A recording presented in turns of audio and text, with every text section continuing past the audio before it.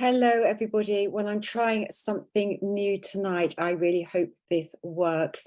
I'm going live over Zoom to bring this into my Facebook group. So welcome, everybody, again. I thought tonight I would talk about how to support your liver. It's Liver Awareness Month, and I think we take the liver for granted. It does the most amazing jobs for us, which I'll talk a bit about. But we may be unaware of the liver potentially struggling in its day-to-day activities.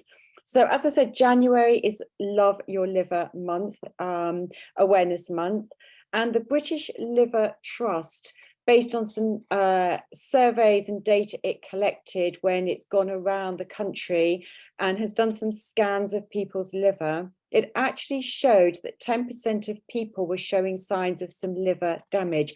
Now, it's obviously very minor. That's nothing to be alarmed about, but it shows how important it is to take steps to do all we can to support the liver itself. Now, the liver does perform many, many roles, but as I said, we can take it for granted. What you may not know is the liver has the most amazing abilities to heal and repair itself. So the liver is fantastic for rejuvenation of itself, but it can need some helping hands to perform its day-to-day roles. I just briefly wanted to mention, when we think about the liver and liver damage, is that there's a tendency to think about alcohol damage, but actually the biggest problem today is non-alcoholic fatty liver disease. And we may think that's associated with the consumption of too many fatty foods. But in fact, the problem today in the Western world is the very high sugar, high starchy carbohydrate diet, because what happens in the body, and I talk a lot about this from a blood sugar regulation point of view, is that excess sugars will first of all try to be converted to glycogen, and some of those are stored in the liver.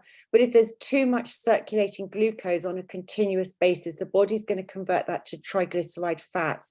And what's happening is that some of these are probably getting stored in the liver, and hence this fatty liver disease, non-alcoholic fatty liver disease. So it performs many, many functions.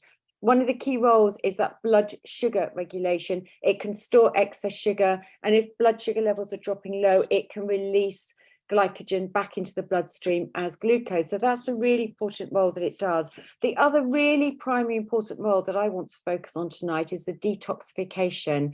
Now, you'll hear people talking about detoxification programs and cleanses, and I know doctors would turn and go, that's rubbish. The liver, the liver does this, and it has these amazing pathways through which different toxins are processed through the liver and then excreted either through the kidneys or through the bowels predominantly.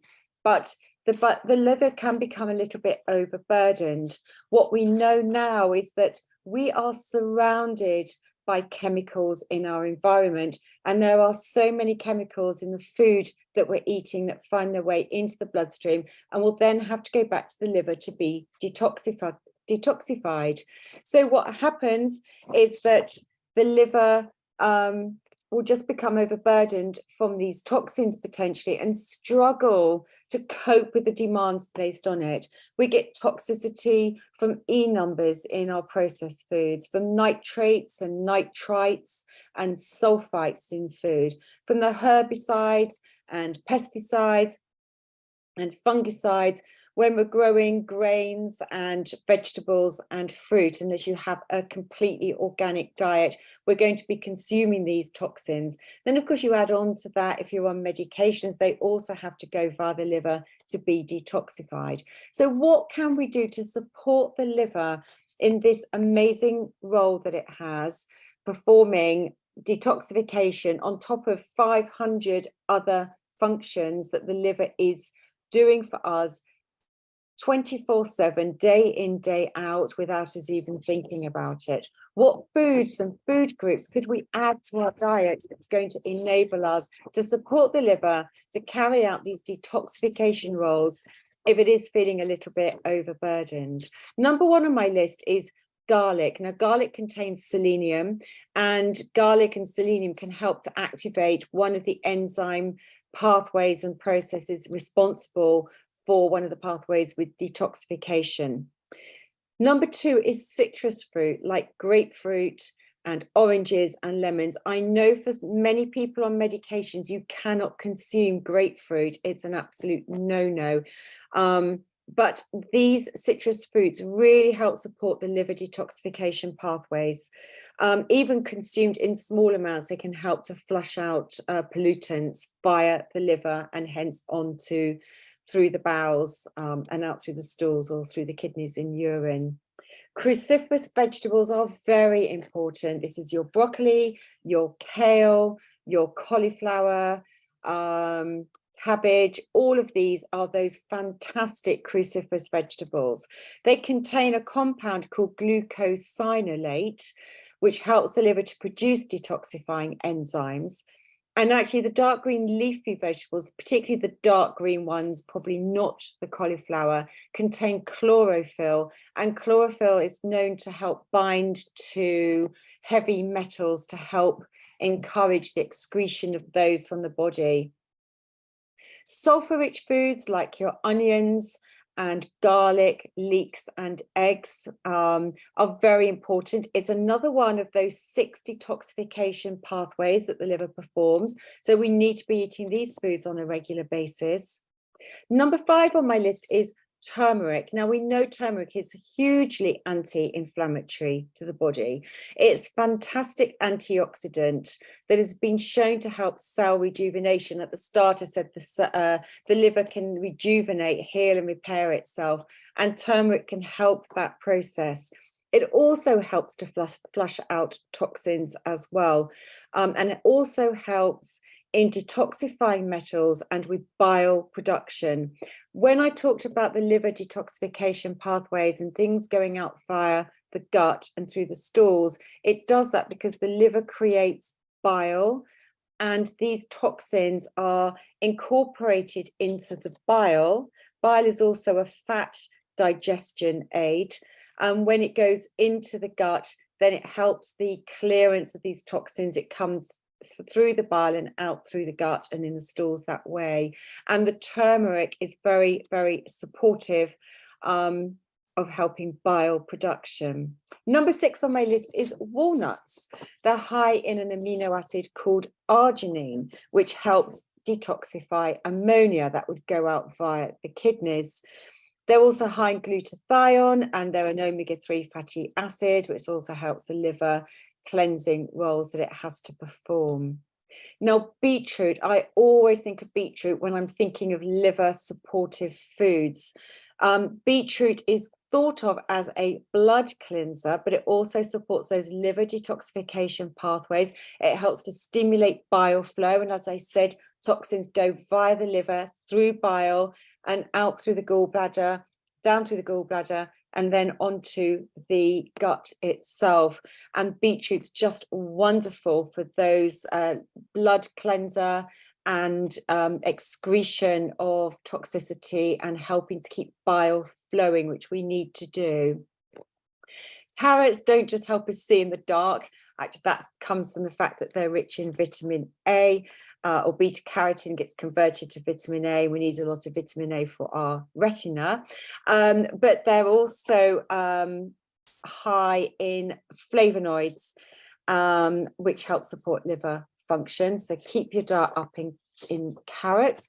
As you can see here, we've been talking about a lot of different plant vegetables, and as you know, I talk a lot about diversity and color. So far I've talked about the greens and the whites and the reds and the orange colored vegetables, and lemons and grapefruit are yellow. This is where we need all these colors in our diet. Number 9 on my list is apples. Apples are rich in pectin, which is the most wonderful soluble fiber, helps to cleanse toxins through the gut and out through our stools. So we need to encourage this cleansing motion through the gut so we can keep pulling these toxins coming out through the liver and helping to ensure they are excreted from the body, and the fact that the toxins do not get reabsorbed back into the bloodstream, which can happen if you've got sluggish stools and bowel movements. So, you know, soluble fiber and the pectin in apples is just fantastic for supporting the whole gut health and the bowel movements. And finally, herbs and spices. Now, I may have bracketed them all together, but think how many herbs and spices there are. I've talked about turmeric already. We've also got things like oregano and sage and rosemary, which are fantastically rich in plant compounds called polyphenols. They have powerful antioxidant and anti-inflammatory effects, so really, really supporting the liver to perform its roles. So that's a quick snapshot and run through of the foods that we could be eating in our diet on a regular basis to really help the liver perform its detoxification roles. Bearing in mind at the start, I talked about non-alcoholic fatty liver disease, and that is stemming from the Western diet that so many people have high sugar, high starch diet. Up to 30% of populations have non-alcoholic fatty liver disease, even if it's in low amounts and not at the chronic stage. And yet the worldwide incidence of non-alcoholic fatty liver disease is only at 4%, really reflecting the lifestyle in the Western diet is not that great. So if you really want to focus on trying to minimize your risk of non-alcoholic fatty liver disease, really, really focus on minimizing the sugars in your diet, minimizing those starchy carbs, eliminating white refined carbs from your diet, and thinking about really upping all these plant-based foods that I've just spoken about tonight. I hope you enjoyed that. I hope it's been received over Facebook okay. If it hasn't, this is going to be recorded and saved into my YouTube channel. And I'll make sure if it doesn't record properly in Facebook, that I give you the link in Facebook, my Facebook group, so you can watch that ASAP. Many thanks, everyone. Bye.